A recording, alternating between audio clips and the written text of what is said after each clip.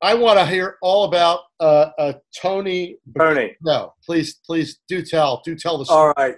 All right. So part of the vernacular of Nigel has been a love of, growing up watching Abbott and Costello, Cary Grant, and then it was Dean and Sammy and Frank and all those movies. I love them. I mean, I kind of wanted to be Dean Martin. He was the coolest cat, and Sammy was the most talented man on the planet. I mean, they were just amazing.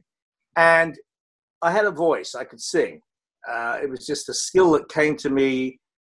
I don't know. I can't remember what exactly happened, but I'd get very drunk in a pub and I would sing Maria from West Side Story. Oh. And this thing would come out. And I was like, where does that come from? It was literally like, Maria. And that's just like, but and I'd do it on the streets of London. And people would come out of their offices and I'd had, 3 or 4 pints, and my colleagues would say, come on, do Maria. And I'd stand there and I'd sing this thing and it would shut down streets.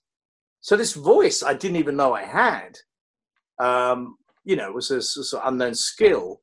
During the time at screen would come out again when I was in the pub messing around, trying to entertain the troops. And then one day I was with a friend of mine, Jamie, and we said, why don't we rent the Café de Paris for a night and dedicate it to the idea of those like lounges that Sammy and Dean and all those kind of cats used to hang out. So we came up with the idea of, actually, I've got to back up. It wasn't the Café de Paris.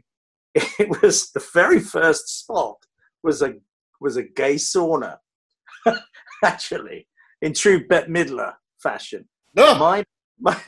You're kidding. This is in Soho as well, though, right? This is in Covent Garden, which Covent is Garden. like right next to Soho. Right next door, yeah.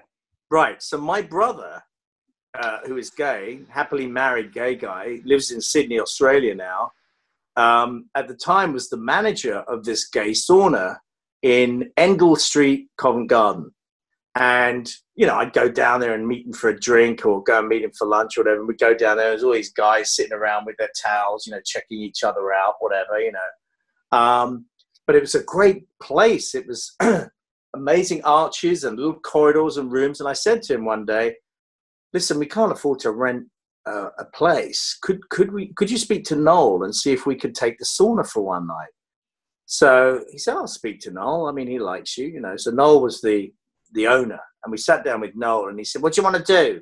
And I said, we want to do a show like a Sammy Davis and Dean Martin kind of spectacular. He said, as long as I can wear drag, you can have it for nothing. So he was our door bitch. Noel was our door bitch, dressed like, some old dame. And we had could only fit 60 people. We had about 200 people in this place. And it was the first Kitsch Lounge riot. And I created this character called Tony Bricado. And Tony was from Chicago. And he had a kind of like gangstery kind of voice. And he, he's all rough. And he'd sing, fly me to the moon, and let me sing amongst it, all this kind of stuff. And it was all backing tracks. And then there were these other kind of cabaret characters like Lenny Page, who is still going. And right now he's performing from his living room on Facebook.